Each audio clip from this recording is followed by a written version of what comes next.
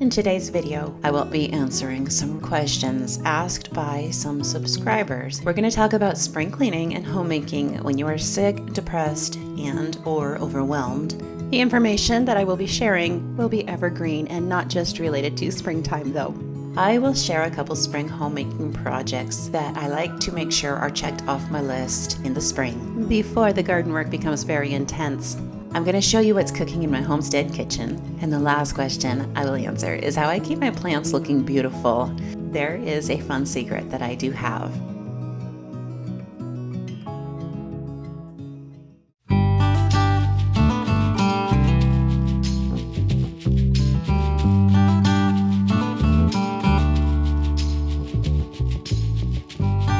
I have come to the conclusion that I don't think there's any more exciting of a place to be in the springtime than a country farm. Activities and new life abound everywhere. We've been at our mountain homestead for 2 years this spring. I think we fall more in love with this place with each passing year.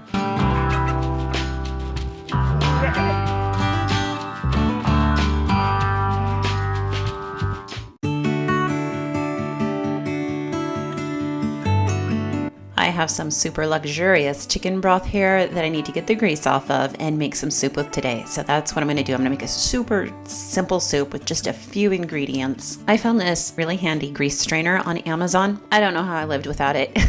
This thing makes taking the grease off of broths and soups so simple. So for this soup, I'm just going to cook up about a pound of spicy sausage. I'm going to leave it in larger chunks because I definitely want to be able to sink my teeth in to this. I like soups that I can get a little bit of bite to, something you can sink your teeth in. I've got some sauteed mushrooms that we'll be adding to the soup and potatoes. These are some dried white carrots from our garden last year. So I'm just gonna boil the potatoes and the dried carrots in the broth until they're soft. And once the sausage is cooked, I will add that at the very last moment. I have to be honest, I only had a bite of the soup. My family devoured it before I had a chance to get any. I know they use a lot of it as sauce over pasta, which if you've never tried soup over pasta, you need to try it. It's really good.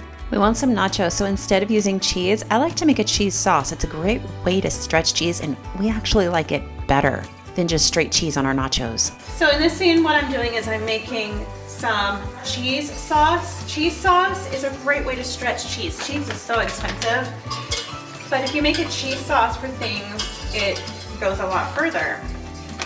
You can make a cheese sauce by making a roux and using milk or broth and then adding your cheese. It's pretty simple.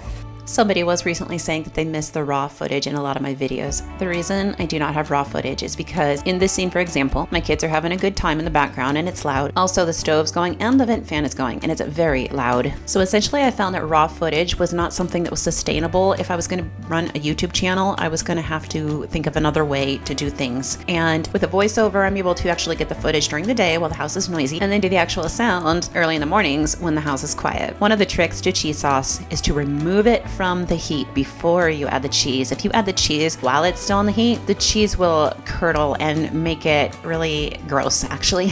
You want to salt your cheese sauce to taste. Also, you can add seasonings like taco seasoning. I like to add a little bit of paprika to ours. If our family, being bigger, was just to use straight cheese on our nachos, we'd probably go through almost 4 cups of cheese, but this way we can just use approximately 2 cups of cheese. And again, we like it better this way. This sauce is absolutely delicious. It also makes a great chip dip, and you can even add hamburger to it if you want to beef it up. You can also add chili to it and make a chili cheese dip.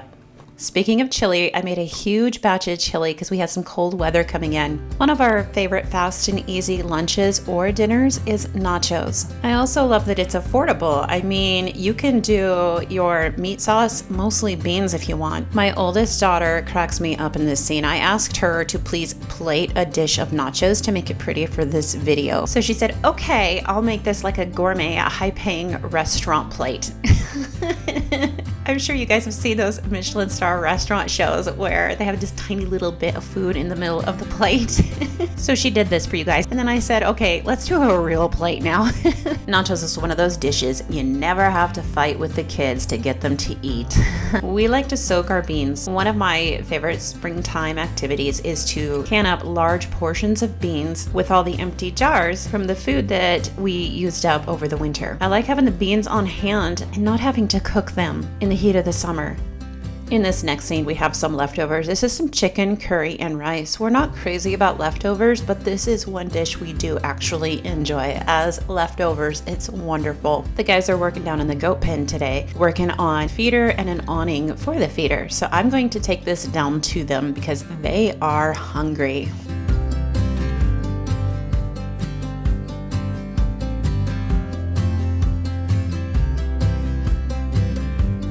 We've been working on eating down our pantry, and I found this barista pumpkin spice oat blend. Nobody really cared for it, so I decided to try some pumpkin pudding with it. Nobody liked that either. I guess you win some, you lose some.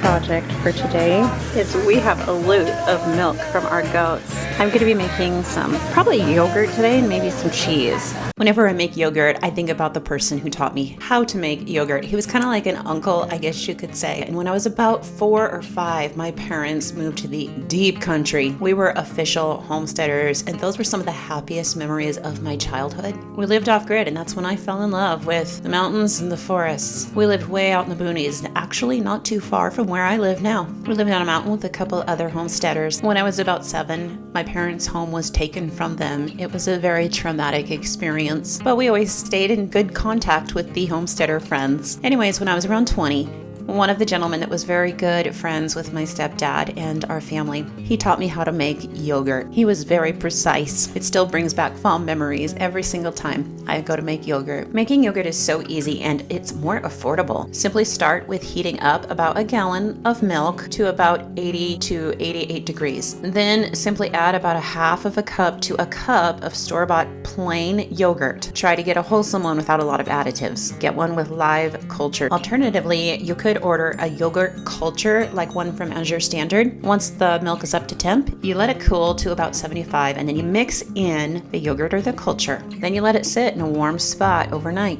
Afterwards, you put it in the fridge to stop the culturing process and voila, you have yogurt. If you don't use culture, your yogurt might be a little thin. To thicken it, you can just strain it through a towel like I'm doing here. This is called draining the whey off. By the way, don't throw away the whey. Use it for things that you would use buttermilk in. You can also use it to make ricotta cheese. It's great in baked recipes like muffins and cakes.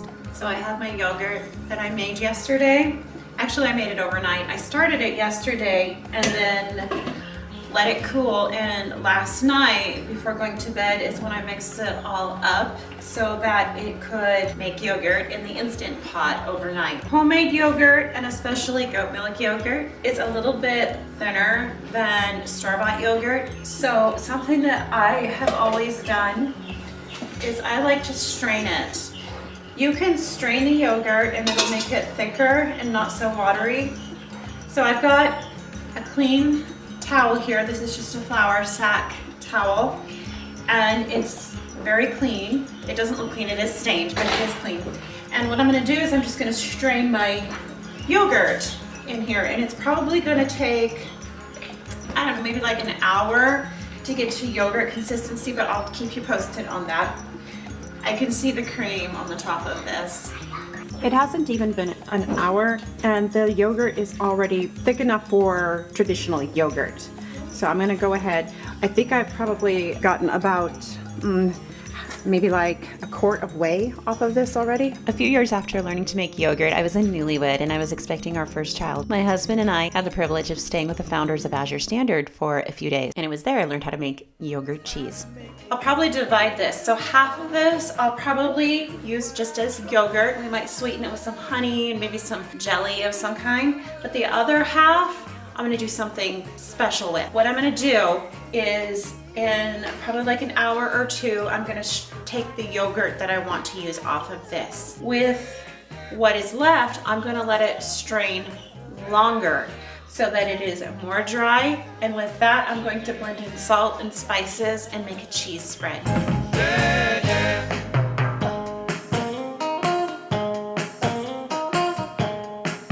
So now I'm just putting all of the yogurt in smaller jars for us to eat in single servings. At this point, you can also top it with some jelly, any jelly of choice. And if you like, you can mix in some sugar or some honey before you do that. To make the cheese, all you need to do is let the yogurt strain for an extra hour or two. Then simply mix in whatever seasonings and spices you want. We love dill and onion. Don't forget to salt it. We discovered that this makes the most wonderful ranch dressing base. I'll share that recipe in an upcoming video. As you can see, we finally got our dairy goats. This is something that's been a goal since our first year here. We weren't sure at first if we wanted a dairy cow or dairy goats. We eventually decided on goats, and we had hoped to get them before now, but better late than never. These scenes look perfect, don't they? Well, let me tell you what's going on behind the scenes. Anxiety. I got so worked up with stressful frenzy in preparation for these gals. So we've had goats before, about 10 years ago, so I knew what we were getting into this time around. Personally, I do not do well with change. Before we got these lovely little gals, I was so stressed out about everything that could potentially go wrong. On top of that though, it is the busiest time of the year.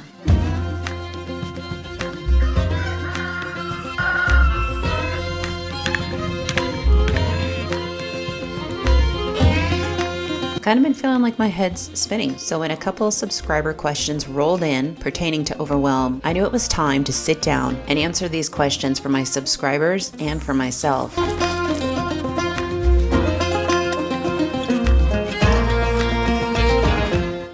Recently, I posted on my community tab here on my channel asking my subscribers if they had any questions for me. I was going to do a Q&A, but some of the questions were so good, really great heart questions. So over the next month, I decided I'm going to be answering these questions in videos like I'm doing in this one. One of the first questions I would like to answer was from a mama who has 6 kids under 7. She was wondering, how do you handle not being overwhelmed by all the housework and responsibilities and not feeling like it all falls on you?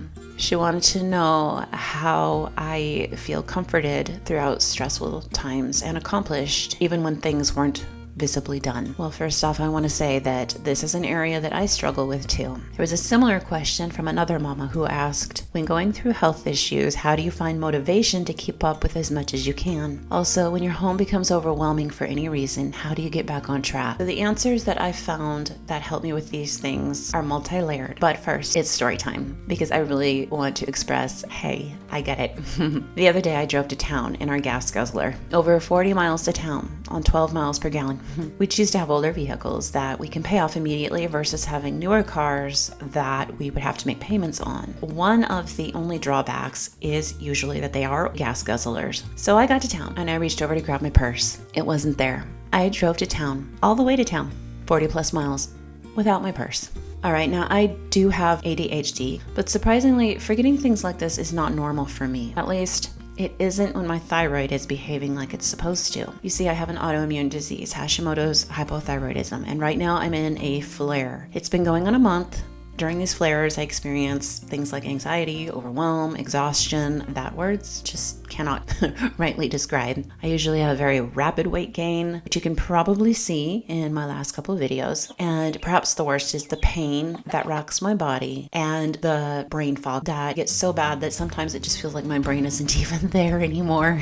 This is all happening to me at one of the most inopportune times of the year for our family. Spring is always slammed. There's the spring animals, the gardens to plant and plan, along with the regular activities to maintain: home, meals, laundry, homeschool lessons, and of course the relationships to maintain. So I want to start with saying, hey, I get it. I'm in this too. I understand that when you are overwhelmed, it feels like maybe your mind is failing you, or if you're battling sickness, it feels like your body's failing you. When things like this happen, it's extremely difficult to keep all of those important plates spinning. And when it feels like some are crashing to the ground, it feels like you're failing your family. And in those times, it's really easy to feel like God has perhaps failed you.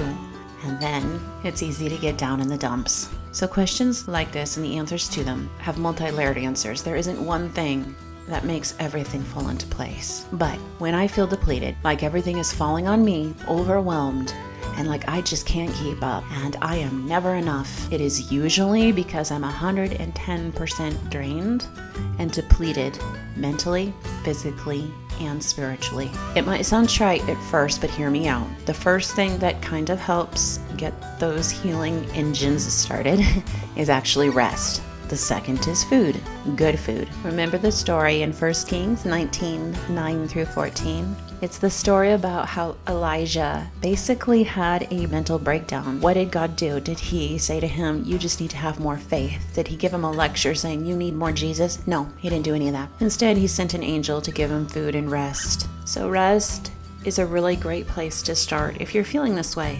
Supplementation and herbal teas are two more things that I personally find to make a difference as well. Finding a functional doctor to help you is really important if you have been in this state and you've been in it too long. Believe it or not, overwhelm can be a sign of malnourishment. If you've had a lot of children, like 6 or even 4, and for some of us 2 or 3, it's pretty safe to say that it's very likely you have some mineral deficiencies. Good nutrient-dense food can help you out of this, as well as taking your vitamins. But if you're doing these things and it's just going on too long and your energy levels just can't seem to get out of the dumps, you may need to go in and get some blood work done. Hypothyroidism after pregnancies especially is extremely common. So are issues like low iron, and it might just be that you need a little extra help to get out of the slump. Once your body is rested and fed and nourished, it becomes much, much easier to see the sunnier side of things and to do the work that God has put before you. As you're resting and starting to feel better, it also becomes easier to take a look at your habits and systems, and it's easier to more clearly see the areas that could be improved upon. You can't do this if you're not rested and nourished, though. While resting, it helps to write down some of your frustrations and things that are simply not working around your home and with your family. It might be that you need to sit down and have a discussion with some of the members of the family. It might be that you need to sit down and have more than one discussion, depending on how your family is. And if your family is anything like mine, it might take more than one discussion. While resting, it helps to spend some time in the Word of God and spend some time in prayer. I'm pretty sure I know what you're thinking right now. How am I supposed to take time to rest when I've got so much to do? Well, the good news is even just one day, for example, taking the Sabbath off, spending Sunday, simply resting like the Bible says, can work miracles for the mind, body, and soul. In my experience, one restful Sunday always feels like it makes me 10, 20, 30 times more productive for the week ahead. I used to think that it was not that hard to do all of the things like keep a clean home, really clean home, do spring cleaning, fall cleaning, and whatnot. But by the time I had 2 kids in high school that I was homeschooling and partially homeschooling, I gained a different perspective. I learned that, for me anyways, it wasn't possible to do it all. After homeschooling all of my younger children and homeschooling my oldest child who was in high school for 1 year, I started to proceed with plans for the younger ones, and I realized I couldn't do this anymore. And so that's when I had to start hiring help for high school years. I've had a variety of help over the course of the last 4 years for my high schoolers. My oldest is getting ready to graduate. Things are starting to get a little bit easier, but in my experience, I found it's not possible to be a homesteader, a homeschool mom, a homemaker, and have a part-time business and do all of those things well. So the only way to keep all of those things going is to outsource some things if you need to. But there may be seasons in your time of doing multiple things like that where you do have to cut something out. So homesteading was not something I was trying to do when I was in the throes of homeschooling all of the kids myself. doing homesteading on top of that, I wouldn't have been able to do either one well and manage my home and run a part-time business. So I wasn't homesteading at that point. I was doing homesteading ventures, but I wasn't doing it like I am now. By the time I got to where things are at now, I had found help to help me with some of the outsourcing with my older kids especially. The younger kids I was still able to manage. It's like the younger grades are easier. The high school years though are a different story. If you see somebody that appears to be doing all of the things, homesteading, homeschooling, homemaking, and running a business, and they're telling you that they're doing it all themselves and that they're killing it in all of those areas, then they're probably either lying or they're selling something and lying so that they can sell something. Look at my house right now. I can keep a clean home and homestead and homeschool and, run a business, but I can't do all of those things at the same time, and I can't do them all well at the same time. So for myself, I have some non-negotiable priorities. The top two are making sure my family is fed and fed well, physically and mentally, spiritually. Education is one of the top priorities for us as well, making sure we don't fall behind in school. Behind that, my work comes, but it comes after all of my home priorities are covered, which is why sometimes you'll see I miss a week here and there with publishing. My work here on this channel here is very important to me. It's important to my family as well, as it has become an important and very needed source of income. But seek first the kingdom of God, and all these things will be added to you. And I know that taking care of my family is my first responsibility before God. And if I don't take care of their immediate needs, spiritually and physically, nobody else is going to. So that makes it pretty easy to keep those priorities in the proper order. So for my older kids, I've got help. I've got my daughter in an online program for school for her high school. So it grades everything for me. For my kids' math, I'm not good at teaching math. My husband's not good at teaching math. So we outsource math. I have teaching textbooks to teach my children math. Teaching textbooks actually comes with tutors too. So if the child is stumped, they can call one of the professional math teachers to help them through it. I have been fortunate to find curriculum that fits our family's lifestyle very well. So making sure you know your homeschool style and have accommodated for your lifestyle when you've decided on your homeschool style makes a really big difference. So I found that I am able to manage the business by setting aside a couple days a week to work that. I have specific days that are just for homeschooling because that's one of our top priorities. And then we have weekends and Monday for the homesteading and the homemaking. The homemaking is the one thing that is consistently always falling through the cracks in my home though. Since homeschooling doesn't wait, the kids, are growing every day and they're not gonna, we only have so much time to get that job done. That's a priority. Food's a priority. You gotta have food to live. So the homesteading is one of our top priorities. The homesteading is also a priority too because it gives us an opportunity to spend more time with our children, quality time, and educate them in the process. So a lot of it is deciding what's important to your family, what are your family priorities, goals, values, and just kind of keeping those in the forefront of your mind. Also, don't let the days and the chaos of the days, which, it's a process for me too. But if you judge like the whole process by one day alone or how you feel at the end of the day when you're tired and you're exhausted and it feels like you got nothing done because you can't remember everything you did because you're too tired to remember.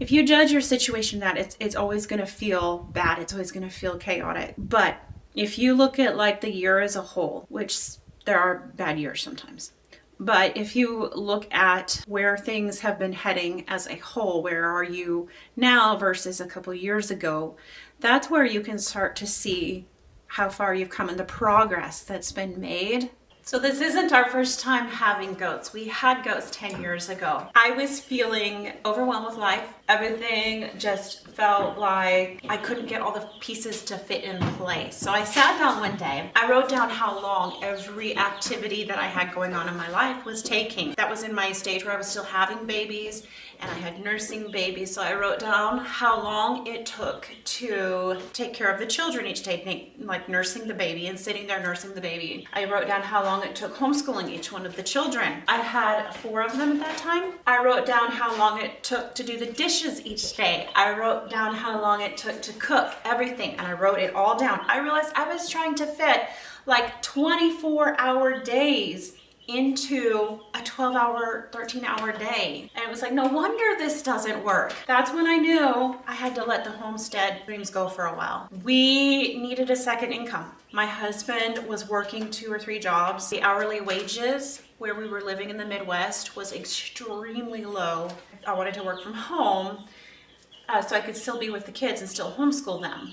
I knew I wasn't going to be able to take care of our goats and keep building our homestead ventures, do all the canning and the food preservations and everything that I was doing, plus gardening and all of this too. So I cut out gardening and I cut out, the homesteading. I sold the goats. It was hard. I remember at that point, I took my Carla Emery's book, Big Book of Homesteading, that I'd had for years. I mean, this had been like something I had been working towards for years.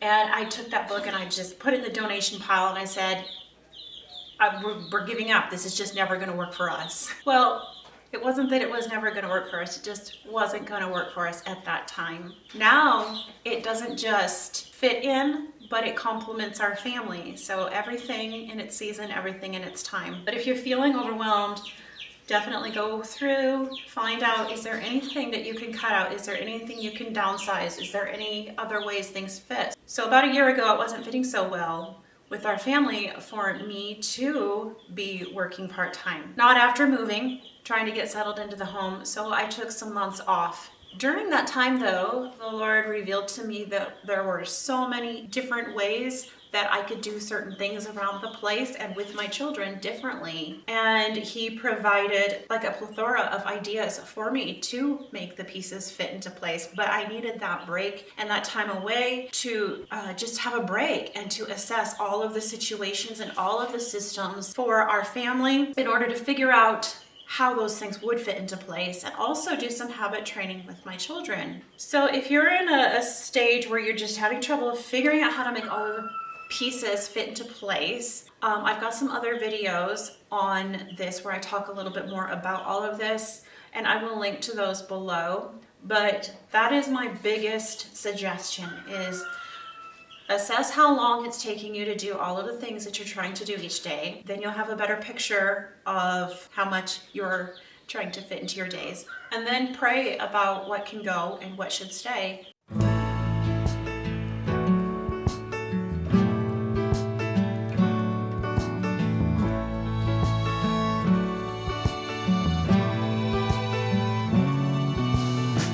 If the kitchen and the laundry room are in really good working order, I think that it makes all of life just go so much more smoothly. So when it comes to spring cleaning, I like to make sure I get through all the kitchen areas and my pantry areas and the laundry room. And once those areas are in better shape, it feels like everything goes much better around the place.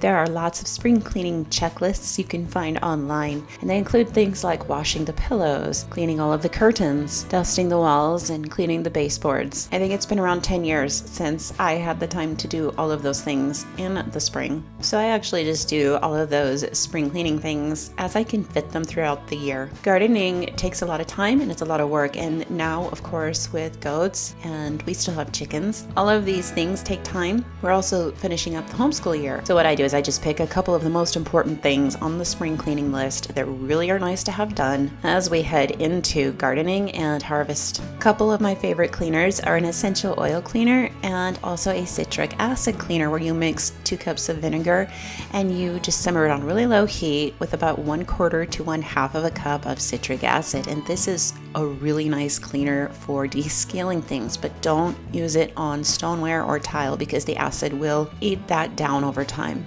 Another thing that I like to do in the spring is figure out if certain spaces are working for certain things. So for example, this drawer, it's kind of tall for my youngest child, so when he would go to get silverware out of it, he would pull it down and it was wearing the drawer down over time. And it's a nice drawer, it's a craft made, so I did not want this to break down. So I decided, you know what, we need to change this up. So what I did is I decided to move my baking section over to this space over here, which is okay. It will work better for videos for you guys actually, and it works fine for us too. So I'm going to use these spaces that were actually not even big enough for all of the silverware for our bigger family. This silverware was constantly busting out of these spaces.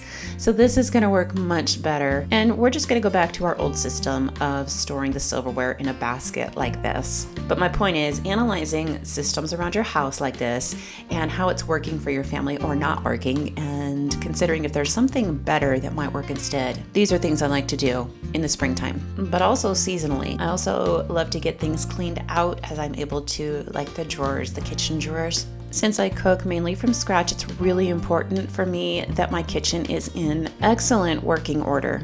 I was asked the question recently how I keep all my plants looking so beautiful, and there's a trick. I do have a trick to it. My biggest trick is probably just that I pick plants that require very little maintenance and can put up with a lot of neglect. And if a plant can't put up with those things, then it just dies. In my house anyways. One of my super sweet subscribers and supporters here on this channel commented specifically about my ferns. Well, here's my fern right now. Ferns are really hard to keep alive, so are ivies. I love the easy plants like pothos, philodendron, snake plant, Madagascar plants, and pretty much anything that can handle a bit of drought. Well, you guys, this concludes this video. Thank you so much for watching to the end. If you've enjoyed this, please subscribe. And if you've subscribed, make sure you visited my channel and hit the bell so you receive notifications of when I upload new videos. If this video has been a blessing to you, please consider sharing it. Thank you so much.